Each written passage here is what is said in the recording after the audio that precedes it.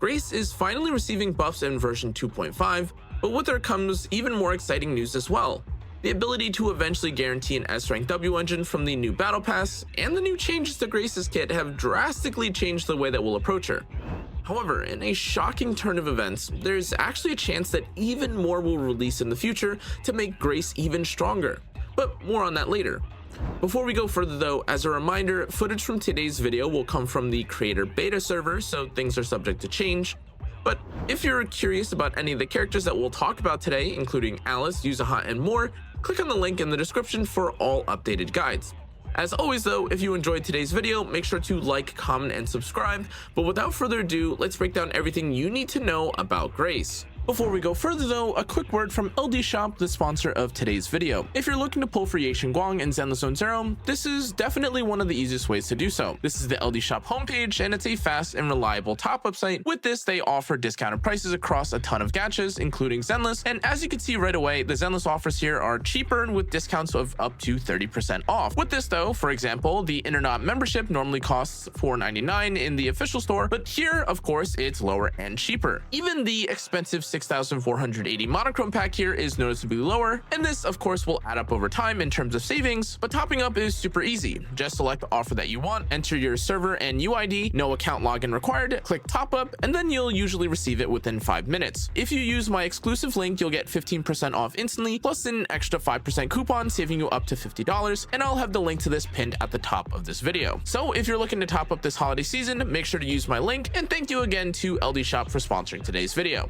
Grace's gameplay hasn't actually changed much from her 1.0 debut, but rather the supporting cast around her has changed some of her focus during combat. This means she still builds up her unique resource before unloading a special attack, and still also continues to use her EX special when possible. However, with characters like Yuzuha, Alice, Vivian, and so many more being released, this can affect when she decides to use certain abilities. Fortunately, the goal, even with all these characters, is to still apply disorder and spend time on field with Grace, but as you've likely realized, this does mean that Grace has to compete with other strong on-field anomaly agents like Yanagi, Miyabi, or Alice at times.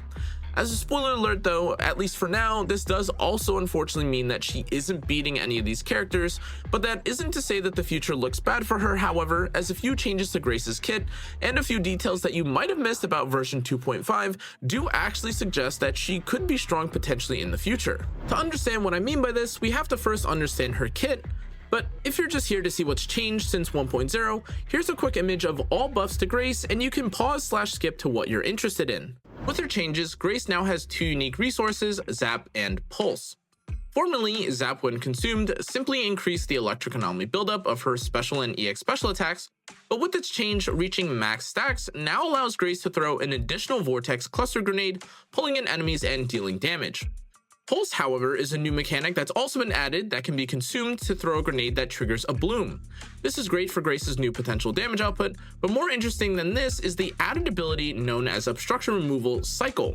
This is a new ability that Grace has access to, and with it, while in the pulse state, Grace can hold down her special attack input to continuously throw grenades, consuming 1 zap stack per grenade. Moving to her core passive, let's talk now more about specifics. Grace's core passive grants her 1 stack of zap whenever she deals physical damage with her basic or dash attack, stacking up to 8 times, and once she reaches max stacks, pressing the special attack input will consume all zap stacks to increase her anomaly buildup by 130%. Notably, and as we mentioned earlier, this core passive remains unchanged from before her buffs. Grace's additional ability, however, has been changed from only activating with an electric or Bellabog agent to now including all anomaly agents as well. However, in terms of the effect, nothing has also changed in terms of this ability, as she simply gains an increase to the shock damage she deals to an enemy by 18%, stacking up to 2 times. Grace's basic attack is a 4-hit combo dealing both physical and electric damage, and while doing said basic attack, this combo will not be interrupted by other skills. This also lets her reposition freely while attacking, which can be helpful if you're trying to dodge. Whenever Grace has at least 1 zap stack, using a special attack input will throw a grenade that deals electric damage, and adding a directional input allows Grace to move in that direction while performing the action, avoiding enemies' attacks. When Grace uses energy with her EX special though, this will cause her to throw 2 grenades instead. But if she has max zap stacks when doing so post buff, this will also allow her to throw an additional grenade with the vacuum or vortex effect that we mentioned earlier. Now this next part details most of Grace's more specific changes. Her ultimate now grants 25 pulse, and whenever she gains 1 zap, she consumes 1 stack of pulse. After converting 8 pulse into 8 zap stacks, the next grenade will include a separate pulse grenade that triggers a bloom damage if the enemy is already affected by an anomaly, with varying levels of multipliers. While Grace is in the pulse state though, she also gains access to the new skill Cycle that we mentioned earlier, and this is where she can hold down her EX special, causing her to continuously throw grenades forward, dealing electric damage and generating 1 zap stack per grenade. Grace's assist and dodge work like most other Zenless characters, mainly used to avoid damage or quickly swap her onto field. However, with her dodge counter, this stands out as it can be directly followed up with the 4th hit of her basic attack, and this is a minor though nice quality of life for a character who does end up dodging and shifting around a lot. Grace's chain attack deals solid electric damage and applies a decent amount of anomaly, but depending on whether Grace is being used as a sub or main DPS, this can have differing levels of value compared to another agent's chain. Grace's ultimate has her throw a grenade that deals a lot of electric damage and also applies a lot of anomaly, but as per her buff, this does also grant her 25 stacks of pulse, and this allows her to later trigger a bloom or use her new special attack more easily. Now let's move to the new potential system. Though the first potential of all agents is a gameplay rework, which we covered in Grace's kit section, there are actual stat or value increases as well throughout the rest of the system. With this, when Grace consumes Zap, she gains Enhanced Zap, which increases her electric damage by 10, 15, 20, 25, and 30% for 25 seconds, depending on the level of her potential. To be clear, though each potential level does not equate to a direct 5 up to 30% increase in damage, the actual value of P6, including the gameplay buff, is somewhere closer to 14 to 17% in reality, which is actually something that's pretty shared and similar across the board for all agents that have potential. For skill priority, you'll upgrade Grace's core skill first, followed by her EX special, basic attack, and ultimate, but finally, if you choose to upgrade her dodge and assist abilities, you do technically gain slight amounts of damage and daze. As a reminder though, given that most of Grace's damage comes from anomaly/disorder, her skill levels don't necessarily see the highest amount of value. However, should you be looking to min-max her DPS, upgrading any damage dealer skills is always a solid choice. However, now I'd like to talk about an issue at the moment when it comes to Grace's gameplay. As per Grace's buff, something we've touched on several times is her pulse mechanic. And despite there being a decent multiplier attached to the new obstruction removal cycle skill that is only available after having used her ultimate, this skill's gameplay and the way that anomaly functions as a whole really kind of lacks synergy.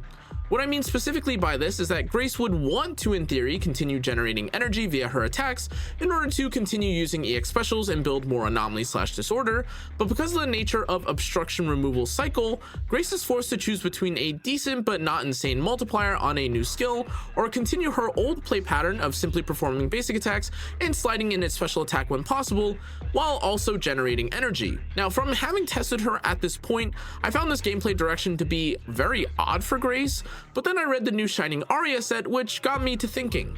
Now, though this set of course is not amazing or really perfect for any character currently, the fact that the set seems designed for a future anomaly or stun hybrid character gives me hope that Grace may end up seeing a buff or future synergy with said agent. And though at the moment Grace doesn't necessarily perform amazingly, it is still possible, or maybe I'm just coping, that a new agent in 2.6 like one of the Angels of Delusion or even someone from 2.7 may actually allow anomaly agents to take advantage of stun windows. This would make more sense for Grace, as she'd then be able to use her ultimate and take advantage of her held special attack through obstruction removal cycles, constant grenade spam, but since there isn't anything concrete or confirmed yet, let's move to her combo section and see what she does actually have access to currently. In truth, this section is still somewhat more complicated since it will change depending on your support, sub-anomaly DPS, or even the boss you're fighting, but there are a few general rules or tips to follow when playing Grace in any encounter. First, since Grace is a primarily on-field DPS, something that she'll constantly focus on doing is generating zap stacks so that she can make use of her passive and enhance her next special attacks. As a result, this should be priority whenever possible when playing her. However, as her additional ability now allows her to be paired with other anomaly agents, there are situations where Grace may be used as a sub DPS alongside another agent. In these cases, making sure that Grace has enough zap stacks to trigger a vortex cluster with her EX special is also still important. With this, however, Grace really only has 2 combos, with one being especially less ideal with the new changes to her kit. The first, which I'm definitely referring to, definitely more silly combo, is to simply spam her special attack at an enemy to deal incredibly low amounts of damage. But as you'd imagine, this was something developed and tested back in 1.0, where Grace and Piper were some of the best DPS options we had at the time, and things like the decibel system and so much more were so different. Since then, Grace's more proper combo now includes performing the first 3 hits of her basic, which should fill her zap stacks to full, and following this, she'll sneak in a special attack to make the most of the zap charges and enhance said skill. This would also be a great time for the other anomaly agents on the team to apply their own anomaly and trigger disorder, but ultimately again, this is very much dependent on the team that you're using. Now, if Grace is taking on more the role of a sub DPS on a team, like with Miyabi or Alice, the only real difference in the combo is to avoid returning back onto field unless Grace has the ability to quickly fill the anomaly bar with an EX special or ultimate, or if the other character on field has nothing else to do. At this point, you've probably realized that this is exactly what Grace in 1.0 was doing back then too, and you're right. Grace, despite all of her changes, hasn't really changed at all in terms of how she plays. Most of the changes to her gameplay either involve a quality of life fix, like the change to her basic / dodge counter, now allowing her to continue to her basic 4 uninterrupted, or they include a change like Pulse, which actually doesn't make much sense at the moment compared to simply just using her old combo, as you could lose out on potential energy gain, and at best you're maybe equalizing the damage that you'd lose just by holding down her special attack. Now let's take a look at Grace's builds. Fusion Compiler is Grace's signature, granting her 24% pen ratio as its main stat, and its passive increases her attack by 12%, while using a special or EX special will increase her anomaly proficiency by 25 for 8 seconds, stacking up to 3 times.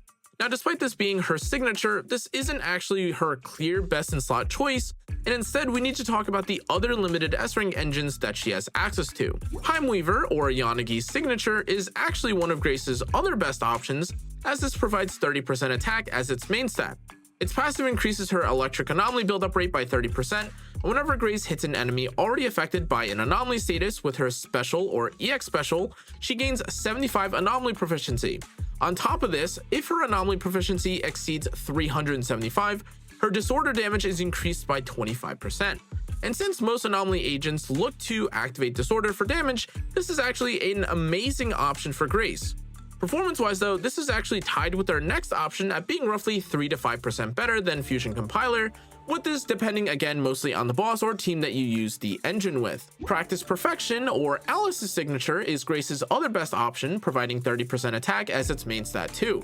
This passive, however, first grants 60 anomaly mastery, and despite the other half of the passive not being nearly as usable, the raw anomaly mastery here alone is very impactful. Electro Lip Gloss is the Battle Pass W engine that provides 75 anomaly proficiency as its main stat, and its passive increases Grace's attack by 10% and increases her damage by 15% against enemies with any anomaly applied. Now, though this does perform decently with only a 9% gap in performance from some of her better options, keep in mind that this is a battle pass reward, and reaching rank 5 of the engine to keep the 9% gap in performance will actually take a long time. Finally, Weeping Gemini stands out as the best free-to-play option, offering a 25% attack main stat and a useful passive that grants stackable anomaly proficiency, with each stack providing 30 AP up to 4 stacks. The main advantage of this engine is how easy it is to get, as the weapon is craftable and free to obtain, and this of course alongside its performance makes it a solid choice for free-to-play players. For Grace's disc recommendations, her 4-piece options are really only Thunder Metal and Chaos Jazz, depending on whether you're running her as an on-field DPS or as a sub DPS, but Thunder Metal increases the equipper's attack by 28% while the enemy is shocked, making it ideal for on-field Grace. Chaos Jazz, on the other hand, increases the equipper's fire and electric damage by 15%, and while off field, her EX special and assist attacks are increased by 20%. Now, unfortunately, though Thunder Metal has a passive whose uptime is harder to maintain, it is the better choice in most cases, assuming you can manage it. Chaos Jazz, by comparison, does lag behind further by a couple percent if you aren't playing Grace as a primarily off-field DPS, but even in a scenario like this, Grace really doesn't have an amazing disc set that's both easy and effective for all gameplay types. Luckily, Grace does have access to many different 2-piece options though. However, among her choices are Puffer Electro, Astral Voice, Chaos Jazz, and Phaethon's Melody. As usual, your choice here will depend on how your discs roll, but otherwise, the difference between each set is not nearly as large as you'd think, and you should just choose which has the most substats. Stats-wise, just like with other anomaly agents, you'll be aiming for around 2700 attack, 350 anomaly proficiency, and anomaly mastery ranging from 196 and 208 depending on your discs. As a reminder though, this stat line is based around having 32 and 36 usable substats, but for the main stats, this is what you'd probably expect for basically all anomaly agents. Slot 4 should be anomaly proficiency, slot 5 should be electric damage, attack percent or pen ratio, and slot 6 is anomaly mastery with a chance of swapping to attack percent if the anomaly buff or the team calls for it. Let's move to Grace's teams now. Grace's best team runs her as a sub DPS alongside Miyabi, with Yuzuha as the support, clearing in roughly 53 seconds and scoring around 31,400 points in Deadly Assault, which is a respectable result all things considered. If you don't have access to Yuzuha, Astra Yao serves as a strong alternative, achieving a similar performance at roughly 30,800 points and a 48-second clear. Other lineups like with Grace, Yuzuha, Alice, or similar saw sharp score and clear time drops though, yielding results like 22,000 in Deadly Assault and 60-second finishes instead. However, while Grace as a sub DPS did have value in these teams, she ultimately scores lower than other characters like Yanagi, Vivian, or a mono ice based support when paired with premium DPS options like Miyabi or Alice. Now let's move to lineups where Grace is more of the focus as a main DPS, including teams like Grace Yuzuha Vivian, Grace Yuzuha Bernice, or even something like Grace Nicole Vivian. Now, of course, there are other lineups of this variation, with agents like Yanagi being able to flex into a more supportive or sub DPS role too, but the reality here is that these teams' performances were overall just noticeably worse. These teams were barely reaching the S rank threshold, with scores hovering around 20 to 22,000, and though their clear speeds were still semi-competitive in the 62 to 100 second range, depending on the partner, it's easy to interpret this as either decent, considering they're a standard agent, or not really worth your time if you aren't absolutely in love with the agent. Of course, this is mostly dependent on an account's goals, as players don't always have access to every limited agent, and in many cases, a semi-serviceable DPS like Grace can actually be a solid replacement until you get a better one. That said, there were still certain team pairings like with Piper, Bernice, and Seth, where these scores were even further beneath the 20,000 threshold, with notably slower clear times in the 105 to 120 second range. If you're curious about Grace's performance at max potential though, this amounts to a roughly 10 to 17% damage increase, though the exact gain can vary depending on other factors. Based on testing though, Grace Yuzuha Miyabi achieved a highest result of 35,000, while Grace Yuzuha paired with either Vivian or Alice in the third slot performed similarly, scoring around 26,000 points. Now let's move to her Mindscapes. Grace's first Mindscape grants all squad members energy regen, and her second Mindscape reduces enemies' electric res and electric anomaly buildup res by 8.5%. Grace's fourth Mindscape gives energy regen when she does a basic or dash attack, and Grace's sixth Mindscape lets her deal more damage by throwing an extra grenade for a total of 4. Now overall, Grace's M1 is a nice pickup, but while the actual personal damage increase from this is pretty insignificant, this can help with team energy and lead to an extra EX special cast per member of your team. This is pretty good, of course, since this is extra casts over the course of a fight, but that said, her M6 is the most desirable Mindscape, as it does provide the largest DPS increase across all her cinemas, however at a meager 5%. That said, as I'm sure you've realized at this point, standard agent Mindscapes are not typically super insane, so though Grace's M6 does have insane art attached to it, the in-game effects are definitely not as crazy. Now let's move to Grace's pros and cons. For pros, she is pretty simple to play, and her buffs do improve her quality of life. The buffs also now allow her to be paired with all anomaly agents, and she also doesn't rely much on leveled skills to deal damage, as that's mostly her disorder and anomaly damage. On top of this, her EX special is pretty low energy cost, but of course, as with all agents, she is not free of cons. Her first con is that really she doesn't have a unit that truly complements her perfectly yet, and overall, at least right now, her damage is fairly low. And finally, though she does have a decent set, it isn't nearly as good as other options for other anomaly agents, and this can feel kinda bad. As of now, Grace can serve as a decent sub DPS option if you're out of alternatives, but as a main DPS, she definitely struggles. Even with her new buffs, she still lacks either direction or dedicated teammates who can bring out the best in her kit, and whether she's intended to be played as a stun-focused anomaly agent, remain a semi-on-field constant anomaly threat through shock, or if she's really just relegated to being an EX special button every couple of seconds for a different main field anomaly DPS, the current changes to her are okay at best from a quality of life point of view, and otherwise decent to somewhat lacking from a stats and damage point of view. Other anomaly agents simply offer more utility to the team at this time, and for a character like Yanagi, this comes in the form of an on-demand disorder trigger, while other characters like Bernice and Vivian can even generate anomaly effects from off-field. Grace, by contrast, lacks both of these capabilities and ultimately doesn't really offer too much to a team. It does actually truly pain me at the moment, as I'm actually a huge fan of Grace and did find myself having fun playing her during the 1.0 patch of Zenless, but at the moment, or until we see new bosses slash mechanics to buff anomalies specifically, Grace will kind of just have to wait for me for now. As a final note though, I'm sure part of me is coping and hoping for the best, but I'm personally waiting at least until we know more about the Angels of Delusion, because the new Shining Aria drive disc set does seem to be one possible direction where Grace can find potential power. But that's going to be it for everything you need to know about Grace. Thanks again for watching, guys. I'll see you on the next one. Stay safe, stay healthy. Good night.